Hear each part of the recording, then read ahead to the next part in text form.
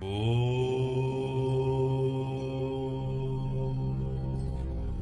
అండి, అందరికీ నమస్కారం. శ్రీ విశ్వవసునామ సంవత్సరం ఉత్తరాయణం వసంత ఋతువు వైశాఖ మాసం శుక్లపక్షం ద్వాదశి హస్త నక్షత్రం. ఈరోజు శుక్రవారం. అందరూ కూడా హస్త నక్షత్రం శుక్రవారం విశేషంగా మహాలక్ష్మిని పూజించే రోజు. అయితే హస్త నక్షత్రంలో ఏ శిశువైనా జన్మిస్తే మొదటి పాదం శుభం, రెండో పాదం శుభం, మూడో పాదం తల్లి తండ్రికి ఇద్దరికి అశుభం, నాలుగో పాదం శుభము అని జ్యోతిష్య శాస్త్రంలో తెలియజేయబడింది. దానికి తగినట్లుగా పరిష్కారాలు ఆచరించాలి. ఇక ఈరోజు విశేషంగా శుక్రవారం హస్త నక్షత్రం. అయితే హస్త నక్షత్రంలో అప్పులు చేయకూడదు అని ఉంది. అలా చేస్తే తీర్చలేకపోతాము అనేది తెలియజేయబడింది. అదే విధానంగా జ్యోతిష శాస్త్రంలో హస్త నక్షత్రం రోజు విశేషంగా రుణ విమోచక స్తోత్రాన్ని పారాయణం చేసుకుంటే రుణ విముక్తులు త్వరగా అవుతామని కూడా శాస్త్రంలో తెలియజేయబడింది. అందువలన ఈరోజు మనం అందరం కూడా రుణ విముక్త మహాగణపతియే నమః అనే ఆ గణపతి నామాన్ని జపిస్తే మనం ఏదైనా అప్పుల బాధలో ఉంటే ఖచ్చితంగా దాని నుండి విముక్తి అనేది లభిస్తుంది. ఇక ఈరోజు మంత్రబలంలో అందరూ కూడా భక్తి శ్రద్ధలతో ఈ నామాన్ని జపించాలి. ఓం రుణ విముక్త మహాగణపతయే నమః, ఓం రుణ విముక్త మహాగణపతయే నమః, ఓం రుణ విముక్త మహాగణపతయే నమః అనే ఈ నామాన్ని అందరూ భక్తి శ్రద్ధలతో 108 సార్లు జపించండి. ఖచ్చితంగా రుణ విముక్తులు అవ్వగలుగుతారు. ఇక ఈరోజు శుక్రవారం అందరికీ శుభం జరగాలని మనస్ఫూర్తిగా కోరుకుంటూ ఇక ఈరోజు మంచి మాట.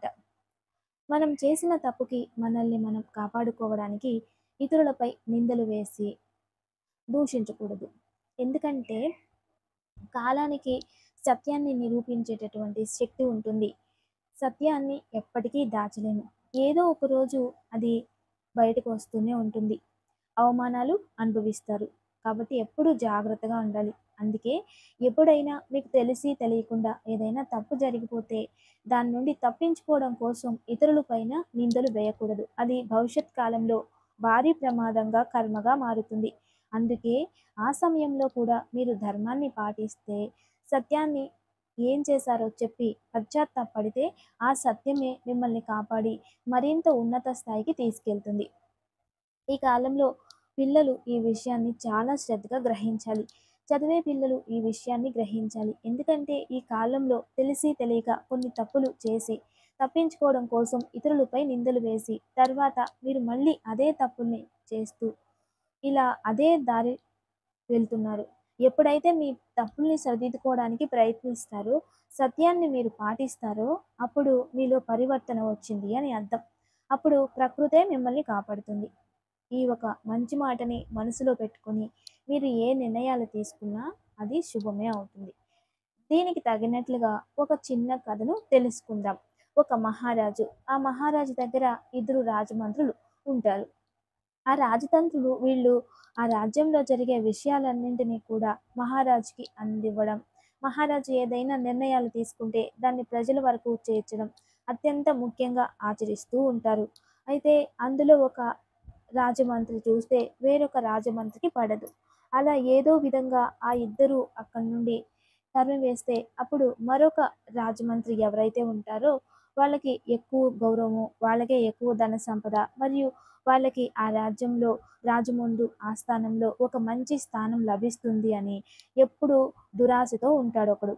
ఇదే విధానంగా ఉంటే ఇంకొక రాజతంత్రి ఎవరైతే ఉంటాడో అతను నిస్వార్థ వ్యక్తి. అతను ప్రజల్లోకి మహారాజు ఏదైతే నిర్దేశించుంటారో అదే తీసుకెళ్లడం, ప్రజలకు చెప్పడం, దాని గురించి అవగాహన పెంచడం, మీరు ఎలా వ్యవసాయం చేయాలి, రాజమార్గాన్ని ఎలా వెతుక్కోవాలి, భవిష్యత్తులో ఎలాంటి నిర్ణయాలు తీసుకోవాలి, మీకు ఏదైనా కష్టకాలంలో రాజును ఎలా కలవాలి, ఇవన్నీ నిర్ణయాలు తీసుకుంటూ రాజ్యంలో ఉన్న కష్ట సుఖాలని రాజుకు అందిస్తూ ఉంటాడు.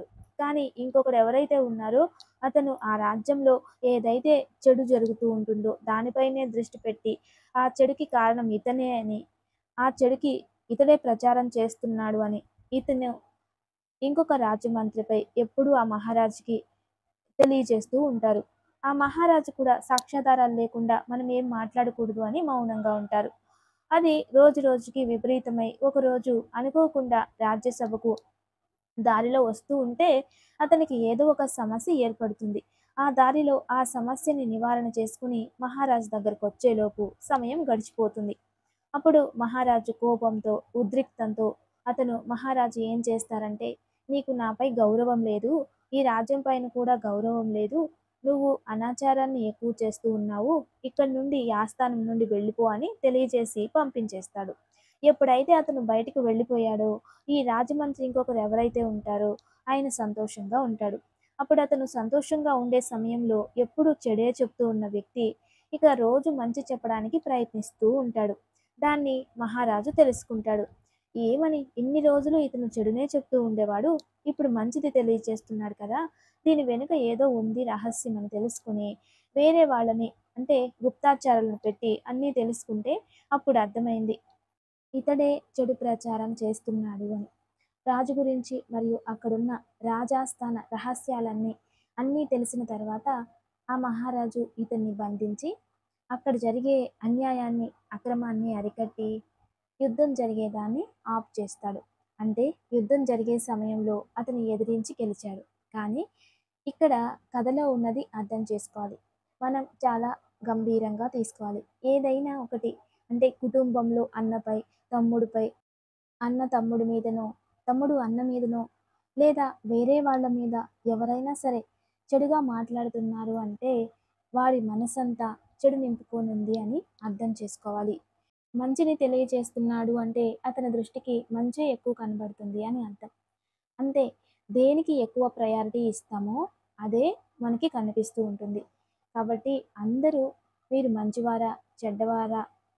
ఎక్కువ దేనికి ప్రయారిటీ ఇస్తున్నాం అనే దాని గురించి అర్థం చేసుకొని, మంచి, చెడు మన పైన ఎలాంటి ప్రభావం చూపిస్తుందో అర్థం చేసుకొని, దాన్ని ఎక్కువగా ఎవరు దేని గురించి ఆలోచిస్తూ ఉంటారో అదే మనకు అలవడుతుంది అనేది ఈ కథలో ఉన్న సారాంశం. ఇక మన సంప్రదాయంలో జ్యోతిష శాస్త్రంలో చాలా విభాగాలు ఉంటాయి. అయితే మనకి ఎప్పుడు కూడా గుణము పూర్వార్జిత పుణ్యఫలం మరియు భావోద్వేగం భాగ్యస్థానానికి ఎక్కువగా పరిగణిస్తాం. మన గుణాలు ఎలాంటివి, మన వెనుక జన్మ నుంచి ఎటువంటి పుణ్యఫలం వచ్చింది, పాపం తెచ్చామా లేక వెనుక జన్మలో ఏదైనా ఎటువంటి కర్మ ఆచరించామా అని జన్మ జాతకంలో మనం కనుక్కోవచ్చు. ఈ కష్టాలన్నింటికి కారణం ఏమిటి అని జన్మ జాతకంలో మనం చూసినప్పుడు ఆ పంచమ స్థానం ఏదైతే ఉంటుందో ఆ గ్రహాన్ని బట్టి, ఆ పంచమ స్థానాధిపతిని బట్టి, ఆ పంచమ స్థానాధిపతి ఎక్కడ ఉన్నాడా అని తెలుసుకుని దానికి పరిష్కారాలు చేసుకుంటే పూర్వార్జిత కర్మఫలాన్ని నశించడానికి, తగ్గించుకోవడానికి, దాని నుండి విముక్తి పొందడానికి ఎన్నో ప్రాయశ్చిత్త మార్గాలు లభిస్తాయి. అయితే ఈరోజు ఏ లగ్నంలో అయినా కూడా 12వ ఇంట్లో అంటే వ్యయస్థానంలో లగ్నానికి 12వ స్థానంలో శని ఉండి, ఆ శనిపై సూర్య దృష్టి, కుజ దృష్టి ఉంటే ప్రభుత్వానికి సంబంధించినట్టుగా ఏదైనా మీ పైన అపవాదులు, నిందలు వచ్చి బంధన యోగం ప్రాప్తిస్తుంది. అదే కుజ దృష్టి ఉంది, బుధ దృష్టి ఉంది అంటే కుటుంబ రీత్యా లేదా భార్యాభర్తలు లేదా తల్లి, అమ్మ, నాన్న కుటుంబాల రీత్యా తెలిసి తెలియకుండా మీరు బంధన యోగానికి అంటే పోలీస్ స్టేషన్, కోర్టు తిరుగుతారు అని. అదే విధంగా శుక్ర దృష్టి ఉండి కుజ దృష్టి ఉంటే ఖచ్చితంగా మీరు వ్యసనాలు లేదా ఏదో మీ యొక్క స్వార్థం కోసం అనుచితంగా నడుచుకొని దాని వలన మీరు బంధన యోగం అంటే పోలీస్ స్టేషన్, కోర్టు తిరుగుతారని అర్థం. అంటే జ్యోతిష్య శాస్త్రంలో ఇటువంటి విషయాలకి పరిష్కారాలు ఖచ్చితంగా ఉంటాయి. అప్పుడు ఆ గ్రహాలకి సంబంధించినట్లుగా మనం ప్రాయశ్చిత్తం చేసుకోవడం, కొన్ని పుణ్యక్షేత్రాలకి వెళ్ళడం లేదా దానికి సంబంధించినట్లుగా మంత్రాలను జపించడం లేదా ప్రతి ఒక్క గ్రహానికి తనదైన ఒక వృక్షం అని ఉంటుంది. ఆ వృక్షాన్ని పూజించడం అలా చేస్తూ ఉంటే ఆ కర్మ నుండి విముక్తి పొందవచ్చు అనేది అద్భుతమైన జ్యోతిష్య శాస్త్రంలో పరిహార మార్గంలో లభిస్తాయి. ఇక మన సాంప్రదాయంలో విశేషంగా రాత్రిపూట బట్టలని శుభ్రం చేయరాదు అని అంటారు. అంటే బట్టలని ఉతకరాదు అని శాస్త్రం ఉంది. కాబట్టి రాత్రిపూట సూర్యుడు అస్తమించిన తర్వాత ఏ ఇంట్లో అయితే బట్టలు ఉతకడం అలవాటు ఉంటుందో ఆ ఇంట్లో అనారోగ్య సమస్యలు వస్తాయి అని మన శాస్త్రంలో ఉందిట. దారిద్ర్యం ఉత్పత్తి అవుతుంది. దరిద్రం అంటే ఏమిటి అంటే మనం ఎంత సంపాదించినా ఏదో విధానంగా దూరమైపోవడం. ఇది వైజ్ఞానికంగా ఎలా సాధ్యమంటే రాత్రిపూట బట్టలు ఉతికిన తర్వాత దాన్ని వెంటనే ఎండలోకి ఆరబెట్టలేం. అలా జరిగినప్పుడు వైరస్ అనేది ప్రాప్తిస్తుంది. మరియు రాత్రిపూట ఎక్కువ సేపు ఆ ఒక నీళ్లతో ఉండడం వలన ప్రకృతిలో ఉన్న అసుర శక్తి అంటే నెగెటివ్ ఎనర్జీ అనేది ఆకర్షించి ఎవరైతే వస్త్రాలను వేసుకుంటారో ఆ వస్త్రాలను దాంట్లో ఉన్న సూక్ష్మ కణాలు శరీరం పైన ప్రభావం చూపించి అనారోగ్యానికి దారితీస్తుంది. అప్పుడు మనం ఏం చేస్తాం? సంపాదించిందంతా హాస్పిటల్‌కి పెట్టి మనం పేదరికాన్ని అనుభవిస్తాం. అంటే ఇందులో అద్భుతమైన సైంటిఫిక్ రీజన్ ఉంది. ఇది అనారోగ్యానికి దారితీస్తుంది అని. అందుకే రాత్రిపూట బట్టలు ఉతకరాదు. రాత్రిపూట బట్టల్ని ఉతకడం నిషిద్ధం అని సనాతన ధర్మం తెలియజేసింది. ఇది మన సాంప్రదాయం. తప్పక పాటించండి. ఇక ఈరోజు తారాబలం. నిత్య నక్షత్రం హస్త నక్షత్రం కాబట్టి అశ్విని, మఖ, మూల నక్షత్రం వారికి క్షేమతార. ఈరోజు అత్యంత శుభకరమైన రోజు. ఉపయోగం చేసుకోండి. ఇక భరణి, పుబ్బ, పూర్వాషాఢ నక్షత్రం వారికి విపత్తార. జాగ్రత్తగా ఉండడం అత్యవసరం. కృతిక, ఉత్తరాషాఢ వారికి సంపత్తార. వీళ్ళకి అత్యంత శుభకరమైనటువంటి రోజు. ఉపయోగం చేసుకోవచ్చు. ఇక రోహిణి, హస్త, శ్రవణ నక్షత్రం వారికి ఈరోజు జన్మతార. ఇది అంత మంచిది కాదు. జాగ్రత్తగా ఉండాలి. మృగశిర, చిత్త, ధనిష్ట నక్షత్రం వారికి పరమమిత్ర తార. ఈరోజు శుభకరమైనటువంటి రోజు. ఉపయోగం చేసుకోండి. ఇక ఆరుద్ర, స్వాతి, శతభిష నక్షత్రం వారికి మిత్రతార. ఈరోజు మీకు కూడా అత్యంత శుభకరమైన రోజు. ఉపయోగం చేసుకోండి. పునర్వసు, విశాఖ, పూర్వభద్ర వారికి నైదన తార. ఇదంత మంచిది కాదు. జాగ్రత్తగా ఉండాలి. ఇక పుష్యమి, అనురాధ మరియు ఉత్తర భద్రపద వారికి ఈరోజు సాధక తార. ఈరోజు మంచి రోజే. మీరు ప్రయత్నించండి. శుభ ప్రతిఫలాలు మీవవుతాయి. పుష్య, అనురాధ, ఉత్తర భాద్రపద వారికి ఈరోజు సాధక తార. కష్టపడితే ఏదైనా ప్రతిఫలిస్తుంది. ఆశ్లేష, జ్యేష్ఠ, రేవతి నక్షత్రం వారికి ఈరోజు ప్రత్యక్ తార. శుభం కాదు. జాగ్రత్తగా ఉండండి. ఇక ఈరోజు వాస్తు పరిహారం. ఇంట్లో ఎవరైనా అధికంగా బద్ధకస్తులు అవుతున్నారు అంటే ఎందుకు కారణం అంటే ఎప్పుడు వేరే ఇంట్లో చాలా అలర్ట్‌గా, చాలా యాక్టివ్‌గా ఉండేవారు. సొంత ఇంటికో లేదా ఇల్లు మారినప్పుడు నీరసంగా ఉండడం, లేదంటే ఇంట్లో నిద్రతో ఉండడం, యాక్టివ్‌గా లేకపోవడం ఇలా ఉంటున్నారు అంటే ఇంట్లో వాయు ప్రకంపనలు అంటాం. అంటే వెలుగు, గాలి ఇవన్నీ కూడా మనకి నెగెటివ్ వేవ్స్‌ని ఎక్కువ అందిస్తూ ఉంటాయి. అంటే ఏ దిశ నుండి ఎక్కువ గాలి వెలుతురు వస్తుందనేది కూడా అతి ముఖ్యమైనది. అందువలన అటువంటి దోషాలు ఉంటే ఇంట్లో ఎక్కువ బద్ధకస్తులు అవుతారు. అందుకే వాస్తు శాస్త్రంలో ఇంటికి నలువైపులా కాస్త ప్లేస్ వదులుకొని ఇల్లు కన్స్ట్రక్షన్ చేసుకోవాలి. ఇంట్లోకి వెలుగు ఎక్కువ రావాలి. ఎక్కడైతే సూర్య వెలుగు ఎక్కువ ఇంట్లో ప్రవేశం చేస్తూ ఉంటుందో అక్కడ ఆరోగ్యంగా ఉంటారు అని అర్థం. అందువలన అయినంత వరకు ఇల్లు నిర్మాణం చేసుకునేటప్పుడు సూర్యుని వెలుగు ఎక్కువ ఇంట్లో వచ్చేలా చూసుకోవడం మంచిది. మరియు అన్నీ మంచిగానే ఉంటాయి. సూర్యుని వెలుగు బావుంటుంది. అంతా బావుంటుంది. అయినా బద్ధకం ఇంట్లో ఎందుకు ఉంటుంది అంటే ఇంట్లో స్థానబలంలో నిద్రాదేవి లేదు అంటే గృహప్రవేశ సమయంలో లేదు అంటే భూమిలో ఆ వాస్తు పురుషుడు నిద్రాస్థితిలో ఉన్నప్పుడు కన్స్ట్రక్షన్ స్టార్ట్ చేస్తే ఆ ఇంట్లో అందరూ అలా ఉంటారు అని వాస్తు శాస్త్రంలో తెలియజేయబడింది. అందుకే ఒక్కొక్క మాసంలో వాస్తు పురుషుడు ఒక్కొక్క విధానాన్ని అనుసరిస్తూ ఉంటారు. దాన్ని చూసి గృహప్రవేశం మరియు దాన్ని చూసే వాస్తు పురుషుణ్ణి చూసి గృహ నిర్మాణాన్ని ఆచరించాలి అంటారు. ఇటువంటి దోషాలు ఏవైనా తెలిసి తెలియకుండా అన్నీ కరెక్ట్‌గా ఉండి ఇంట్లో బద్ధకస్తులు అవుతున్నారంటే దానికి ఒకటే పరిష్కారం. ఇంట్లో దేవుడి గదిలో శ్రీవాస్తు యంత్రం పెడుతూ ఉండండి. దాని వలన ఇంట్లో పాజిటివ్ ఎనర్జీ అధికంగా అవుతుంది. అప్పుడు యాక్టివ్‌గా ఉంటారు. ఇక దివ్య పూజ. రేపు శనివారం చిత్తా నక్షత్రం విశేషమైనటువంటి రోజు. రేపు ఉదయం త్రయోదశి ఉంటుంది. రేపు ఉదయాన్నే దగ్గరలో ఎక్కడైనా శనీశ్వర ఆలయం కానీ, లేదా నవగ్రహాలు కానీ ఉంటే ప్రదక్షిణ చెయ్యండి. అనుకూలమైతే ఆంజనేయ స్వామి గుడిలో చిన్న మట్టి ప్రమిదలో నువ్వుల నూనె పోసి, అందులో మీ షాడో అంటే మన ముఖం కనబడితే చాలు ఛాయ అలా చేసుకొని దానికి 2 ఒత్తులు వేసి దీపం వెలిగించరండి. ఇలా చేస్తే అర్ధాష్టమ శని, సప్తమ శని ఇవన్నీ కూడా దూరమయ్యే అవకాశం ఉంది.